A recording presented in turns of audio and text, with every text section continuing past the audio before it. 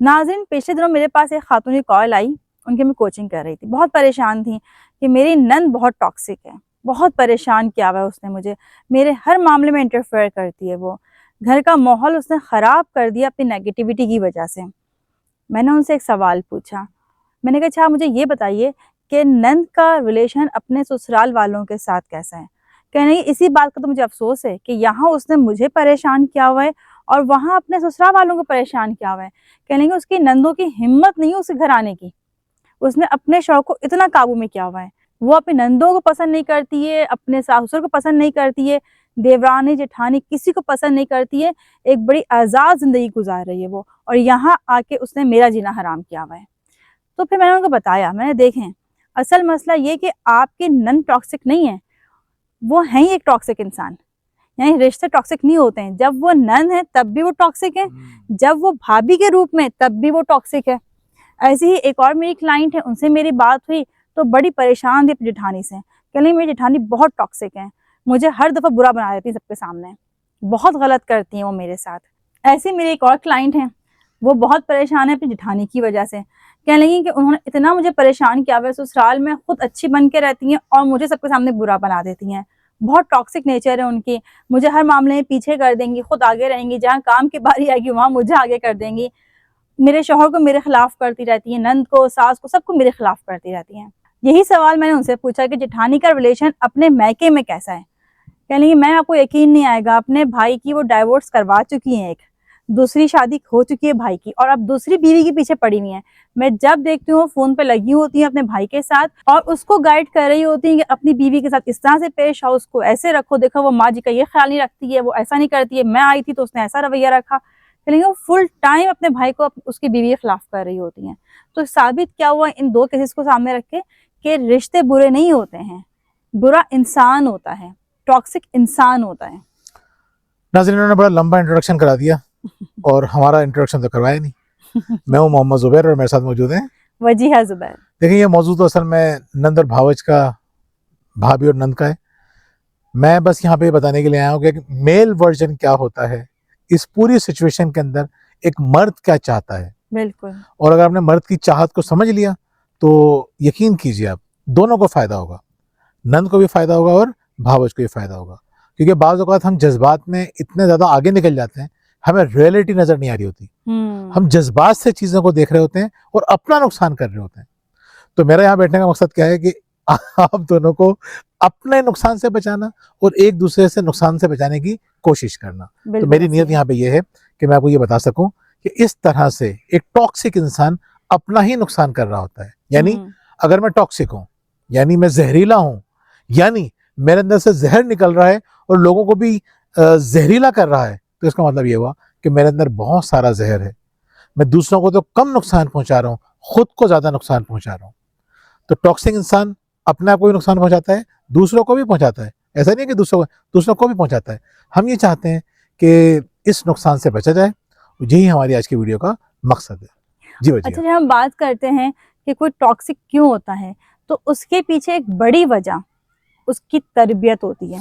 कहते हैं जब शादी की जाए तो लड़की की माँ को देखना चाहिए कि माँ का मिजाज कैसा है, माँ कैसी है, क्योंकि बच्चियाँ आम तौर पे माँ से ही सीखती हैं और वही आगे अप्लाई करती हैं। जैसे अगर मैं अपनी मिसाल लेती हूँ, अपने आप को देखती हूँ, अल्हम्दुलिल्लाह कि मेरे ताल्लुकात अपने इन लॉज के साथ बहुत अच्छे हैं। मेरी दो बहनें, उनके बहुत अच्छे ताल्लुकात हैं माशाल्लाह से। तो उसके पीछे हम क्या वजह देखते हैं कि मैंने अपनी वालदा को हमेशा एक बेहतरीन नंद के रूप में देखा है। यानी मेरी ममानियाँ जब परेशान होती थी, हॉस्पिटलाइज हैं या कोई और परेशानी है, तो उनके बच्चों को संभालना मेरी वालदा की जिम्मेदारी होती थी। मेरे कज़न्स जो थे वो सारे हमारे घर आ जाया करते थे। इवन जब मेरा 9th का पेपर था तो ख़ास तौर पे ये हिदायत थी कि भाई अब 9th के पेपर से मेरे, ना हम नानी के घर जाएंगे ना वहाँ से कोई आएगा। लेकिन हुआ क्या कि पेपर से एक दिन पहले नानी अम्मी के घर में अचानक आग लग गई, पूरे घर में धुआं भर गया।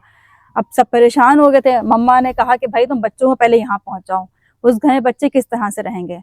तो हमारी माई ने कहा कि नहीं आपा, कमल के तो पेपर हैं, मुझे ननियाल में कमल कहते हैं, कमल के तो पेपर्स हैं 9th के। अम्मा ने कहा पेपर हैं, तैयारी है उसकी, कोई मसला नहीं है, तुम बच्चों को यहाँ भेजो।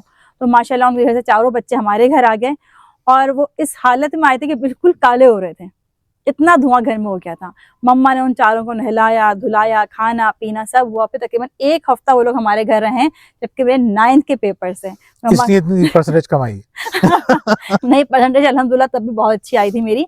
बताने का मकसद ये कि मम्मा को मैंने हमेशा इस तरह देखा कि सबका ख्याल करते हुए। ददियाल में भी मैं देखती थी कि अगर अब्बू नहीं जा रहे हैं, अब्बू मसरूफ हैं, तो मम्मा कहती थी कि नहीं इतने दिन हो गए हैं आप नहीं गए अपने भाई के घर, इतने दिन हो गए आप अपनी बहन के घर नहीं गए, हमें वहां जाना चाहिए। बात में गुस्सा भी आता था कि मम्मा हमें घूमने के लिए निकलना है, आप हमें कभी किसी घर ले जाती हैं, कभी किसी घर ले जाती हैं। लेकिन हमने देखा अपनी वालदा को रिश्तों को निभाते हुए। मेरी मुमानी की तबीयत ठीक नहीं थी, अब उनका दिल चाह रहा था कच्चे कीमे के कबाब खाने का। बड़ी फेमस डिश है लखनऊ की, और मेरी वालदा बनाती ही बहुत अच्छे हैं। तो नानी ने बता दिया मम्मा को कि भाई उसका बहुत दिल चाह रहा है ये खाने का। मम्मा ने कहा अच्छा ठीक है अम्मी, बना के ले आती हूँ मैं। मम्मा ने इतने सारे कबाब वबाब सब बना के वहाँ पहुँचा दिए।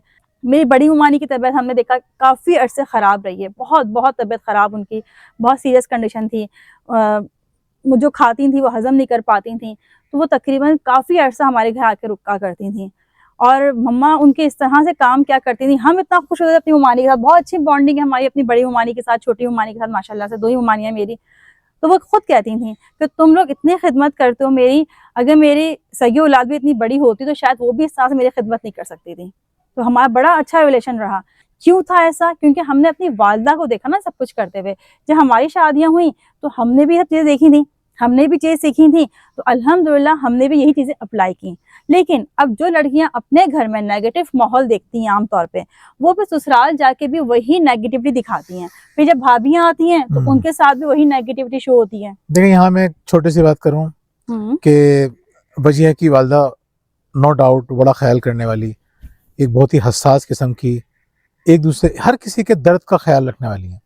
बल्कि मैं देखता हूँ कि जिन लोगों का उन्होंने ज़्यादा ख्याल रखा है उन्होंने इनको बहुत तकलीफ़ें पहुँचाई हैं, लेकिन ये उनकी भी कभी ग़ीबत नहीं कर रही होती। यानी एक नेक इंसान है, अच्छी इंसान है, बड़ी अच्छी इंसान है। लेकिन मैं देखता हूँ कि इनकी जो नानी है ना वो उनसे भी अच्छी है। मज़े की बात ये कि वजिया के अंदर बहुत सारी चीज़ें ऐसी हैं कि जो इनके अंदर इन्होंने नानी से सीखी, और इन्होंने नानी की नसीहतों को भी, शादी से पहले एक दफ़ा मैंने पहले ही बताया था कि वो कौन सी नसीहतें थी, तो नानी की नसीहतों को, नानी के मशवरों को इन्होंने बहुत अच्छी तरह से समझा। इनकी नानी एक बहुत पॉजिटिव खातून और घरों को बनाने वाली, आज भी बहुत बड़ा ख़ानदान है इनका, बहुत अच्छा खासा बड़ा ख़ानदान है। और यकीन कीजिए माशाल्लाह से सब के सब इनकी नानी की और इनकी वालदा की बहुत ज़्यादा इज्जत करते हैं। यानी मैं समझता हूँ कि बाज़ औक़ात एक औरत की जो मेहनत होती है ना वो नस्लों में ट्रांसफ़र हो रही होती है। यानी सिर्फ वालदा ही नहीं, नानी की जो मेहनत थी वो इनकी वालदा में ट्रांसफ़र हुई, वो इनके अंदर हुई, वजिया के अंदर। मैं बिल्कुल दयानतदारी से कह रहा हूँ, मैं बाज़ औक़ात वजिया से कहता हूँ, मैं इंशाल्लाह कभी इस पे तफसील से वीडियो भी बनाऊंगा। मैं वजिया से कहता हूँ तुम एक जन्नती औरत हो। मैं तुम्हारा शौहर तुमसे खुश है और लोग तुमसे खुश हैं और तुम किसी की टांगे नहीं खींचती हो, तुम लोगों का दर्द दिल में रखती हो, तुम जन्नती औरत हो। कहाँ से आती हैं चीज़ें? एक औलाद में ये चीज़ें कहाँ से आती हैं? माँ से आती हैं, बाप से आती हैं, बिल्कुल, नाना नानी से आती हैं, दादा दादी से आती हैं, ये हमारे डीएनए में होती हैं।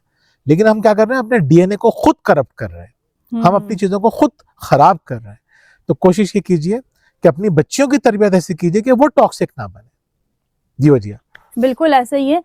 अगर आपको लगता है कि आपके आसपास लोग टॉक्सिक हैं, तो पहले अपने आप पे गौर करें कहीं आप टॉक्सिक नहीं है। क्योंकि बाज़ औक़ात हम खुद टॉक्सिक होते हैं, हमें अंदाज़ा ही नहीं होता है कि हमारे लफ्ज़ों से, हमारे जुमलों से, हमारे कामों से सामने वाले को कितनी तकलीफ़ पहुंच रही है।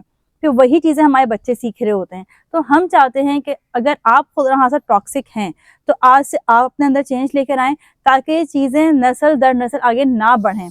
और अगर आपके आस-पास आपकी नंद है, आपकी भाभी है, आपकी सास है, आपका शौहर है, कोई भी अगर टॉक्सिक है तो उसके उस मिजाज को समझें, उसके इस तकलीफ को समझें। क्योंकि हम समझते, ज़ुबैर ने स्टार्ट में कहा कि जो टॉक्सिक होता है वो खुद भी परेशान होता है। तो आप सोचें ना, अगर आपकी नंद या आपकी सास टॉक्सिक है तो इसका मतलब ये हुआ कि उन्हें पीछे से चीजें मिली हैं, उनकी तरबियत ऐसी हुई है। बिल्कुल, वो मजबूर हैं। हाँ, बहुत सारे मामलात में वो मजबूर हैं, वो बेचारी तकलीफ के अंदर है या आप तकलीफ के अंदर है। आप तकलीफ में तो अपने आप को चेंज करने की कोशिश कीजिए। और आपके इर्द गिर्द लोग टॉक्सिक हैं तो आप सोचिए कि एक बंदा पॉजिटिव होकर चीज़ों को बहुत बेहतर कर सकता है। यानी मैं आपको सोल्यूशन देना चाह रहा था, जो मेल वर्जन देना चाह रहा था वो ये था कि मैं मिसाल के तौर पे, यानी मिसाल के तौर पर हकीकत में मैं एक शौहर हूँ, तो मैं देखता हूँ कि मैं क्या चाहता हूँ। मैं चाहता हूँ कि यार मेरी जो बीवी है इसका रिलेशन मेरी माँ के साथ भी अच्छा रहे, मैं चाहता हूँ कि इसका रिलेशन मेरी बहनों के साथ भी अच्छा रहे, बाकी फैमिली मेम्बर्स के साथ भी अच्छा रहे, अपनी भाभीयों के साथ भी अच्छा रहे, सबके साथ अच्छा रहे। तो इसी तरह से इसको भी चाहिए ना, मेरी बीवी को ये सोचना चाहिए कि मैं पुरसुकून रहूं। मैं कब पुरसुकून रहूंगा? जब ये कुछ चीज़ों में सेक्रीफाइस करके, दूसरों को दर्द समझ के कुर्बानियां देंगी। फिर मैं ये भी जानता हूँ, अभी मैं ये बात नहीं करना चाह रहा कि मर्दों को क्या करना चाहिए। मर्दों को भी जाहिर सी बात है, एक औरत अपना घर छोड़कर आई है यार, वो ये सोच कर आई थी कि मैं एक अच्छी जिंदगी गुजारूंगी। शादी क्यों करता है इंसान? मतलब मैंने शादी क्यों की थी? ये सोचा था कि जिंदगी बहुत खूबसूरत रहेगी, इसलिए की थी ना मैंने, इन्होंने भी इसलिए की थी। लेकिन मेरी कुछ गलतियों की वजह से ये मुझे सजा देना शुरू कर दें, हमारा घर जहन्नुम बन जाएगा। गलतियां मैं भी करता हूँ, बुराइयां मुझ में भी बहुत सारी हैं, बुराइयां इनमें भी बहुत सारी हैं। किसी दिन बताऊंगा मैं आपको सुकून से। तो बुराई हम फिर तो सबके अंदर है। मेरे ख्याल में वीडियो जो बहुत लंबी हो बहुत लंबी जाएगी। वीडियो बनेगी, हमने एक दूसरे की बुराइयां बताना शुरू कर दी। लेकिन हम सब में है ना, इन बुराइयों के साथ हमें एक दूसरे से मोहब्बत करनी होती है। अल्लाह भी तो हमसे क्यों मोहब्बत करता है? हमारी बुराइयों के बावजूद हमसे मोहब्बत करता है ना। अल्लाह ताला कुरान में हमें ये बात बताता है, तुम क्या चाहते हो कि तुम्हें माफ कर दिया जाए, तो तुम भी माफ कर दिया करो। हम आज इतनी खराब सोसाइटी हो गई है, आप शुक्रगुजारी का दर्ज देना लोगों को, लोग कहते हैं अच्छा सब कुछ हम ही करें। दरगुजर का दर्ज दें, हम माफ करते रहें, सारे लोग सर पे चढ़ते रहें। यकीन कीजिए वो नेकियां जिस पे कभी लोगों ने कभी सवाल नहीं उठाया था, आज हम लोग पता नहीं किस एहसास कमतरी का, किस एहसास महरूमी का शिकार हो चुके हैं। हर बात में हम ये कहते हैं कि हम करें। बिल्कुल ऐसा ही है भाई हमें ही करना पड़ेगा, हमें अपने अमाल का जवाब देना है। अल्लाह ताला कहता है कि कयामत के दिन हर शख्स को फर्दन फर्दन पेश किया जाएगा। बिल्कुल। मैं अल्लाह मियां के पास जाऊं, अल्लाह मियां ने कहा तुमने इतनी बदतमीजी क्यों की? मैं अल्लाह मियां से कहूंगा मेरी बीवी को नहीं देखा। अल्लाह मियां है ना फिर जो मेरे साथ करेंगे, अल्लाह मुझे माफ करे, अल्लाह हम सबको माफ करे, अल्लाह हम सबको हिदायत दे। कहने का मकसद ये, रिश्तों को मजबूत करने के लिए हमें दूसरे के दर्द को समझना पड़ेगा। बिल्कुल। और जो दूसरों के दर्द को समझेगा कॉन्फिडेंस के साथ, डर के नहीं, एतमाद के साथ, अब यकीन कीजिए अल्लाह ताला उसके मामलात को, अल्लाह बहुत गयूर है, बहुत गयूर है। क्या अल्लाह ताला ये नहीं देखेगा कि मेरा बंदा मेरी वजह से लोगों को दरगुजर कर रहा था, मैं इसको अकेला छोड़ दूं? और अच्छा यहाँ एक बात मैं और शामिल करूं, जैसे हम सोचते हैं ना कि अगर कोई नेगेटिव है तो वो पॉजिटिव हो ही नहीं सकता, कोई टॉक्सिक है तो वो अच्छा कैसे हो सकता है। तो मैं इसकी आपको एग्जांपल दूं। जुबैर साहब कहते हैं मेरे पास बहुत सारी एग्जांपल्स होती हैं हर मामले में, तो इस मामले में भी मैं आपको दूंगी एक बड़ी जबरदस्त सी एग्जांपल कि मेरी एक दोस्त है, बचपन की दोस्त है मेरी, मैं स्कूल लाइफ से उसको देख रही अच्छा, हूँ। मैं कहता हूँ ये मत कहा करें कि जबरदस्त एग्जाम्पल है, इनकी हर बात जबरदस्त होती है। क्योंकि कई दफा समझाया ना, देखिए ये मत कहा करें कि मैं एक बड़ी अच्छी बात बताऊं, मैं आपकी हर बात अच्छी होती है। तो भाई मैं बता दूं एग्जाम्पल, मेहरबानी होगी आपकी। तो वो जो दोस्त है मेरी वो बचपन से मेरे साथ है, तो मैं उसको देख रही हूँ बचपन से, वो बड़ी नेगेटिव ना, हर टीचर के मामले में बहुत नेगेटिव, अपने ननियाल को लेकर, दादियाल को लेकर, दोनों को लेकर बहुत नेगेटिव। तो उसको मैंने हमेशा नेगेटिव ही देखा है। जब उसकी शादी हुई तो मैं बड़ी हैरान थी कि शादी कुछ अरसे बाद जब मेरी उससे बात हुई तो मैंने एक बड़ा अच्छा बेहतरीन चेंज देखा उसके अंदर, पॉजिटिव चेंज देखा मैंने उसके अंदर। तो मैंने कहा भाई बड़ी हैरत की बात है कि सारी जिंदगी मैंने तुम्हें नाशुक्री करते हुए देखा है, नेगेटिव बात करते हुए देखा है, इस दफा तो मुझे बड़ी चेंज लग रही हूँ।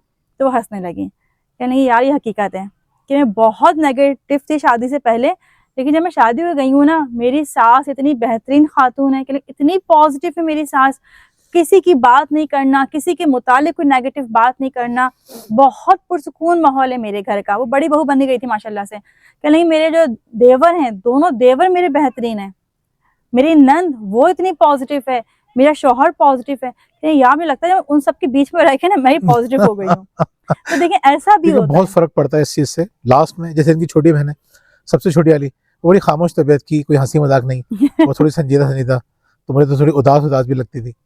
शादी के बाद मैं आपको हकीकत बताऊं, इतना अच्छा ससुराल मिला, रिश्तेदारी है, इनकी सास इतनी जबरदस्त खातून है, वो भी ऐसी है।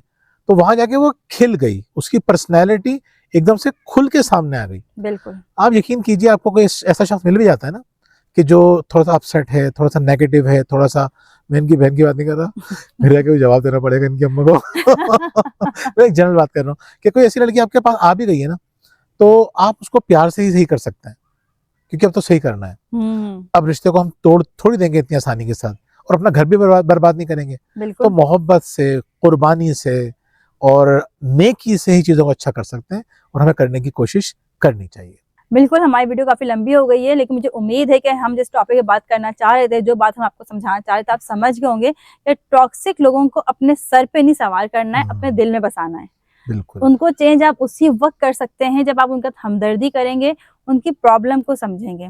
अब बहुत से लोग कहेंगे कि नहीं, हमारी नंद ऐसी है, हमारी देवरानी, जेठानी, व्हाटएवर जो भी रिश्ते हैं वो ऐसे हैं, तो हम कैसे उनके साथ अच्छी तरह से पेश आ सकते हैं। देखिए, हमारा इस्लाम किस तरह से बढ़ा है, तबलीग कैसे हुई है, इखलाक से हुई है ना। नबी पाक सल्लल्लाहु अलैहि वसल्लम का इखलाक था, जिसकी वजह से इतनी बड़ी तादाद में लोग मुसलमान होना शुरू हुए। तो आप सोचें कि आपको तो सिर्फ एक टॉक्सिक इंसान को पॉजिटिव करना है, तो अपने अखलाक से आप ये काम नहीं कर सकती हैं क्या? तो आपने इस वीडियो पे बताई हुई बातों पे अमल करने की कोशिश करनी है और हमें कमेंट्स में बताना है कि आप किस तरह से आपकी ज़िंदगी में टॉक्सिक लोग हैं उनको चेंज कर सकते हैं। इसके अलावा अगर हमारी किताबें हासिल करना चाहते हैं तो हमारे दिए गए नंबर पर रब्ता कर सकते हैं। अगर आपकी ज़िंदगी में परेशानियाँ हैं, घरेलू मसाइल हैं, शरीक हयात की वजह से परेशान हैं, बच्चों ने बहुत तंग किया हुआ है और हमसे ऑनलाइन कोचिंग करवाना चाहते हैं, तब भी हमारे दिए गए नंबर पर रब्ता कर सकते हैं। बहुत बहुत शुक्रिया। अल्लाह अल्लाह हाफ़िज़। हाफ़िज़।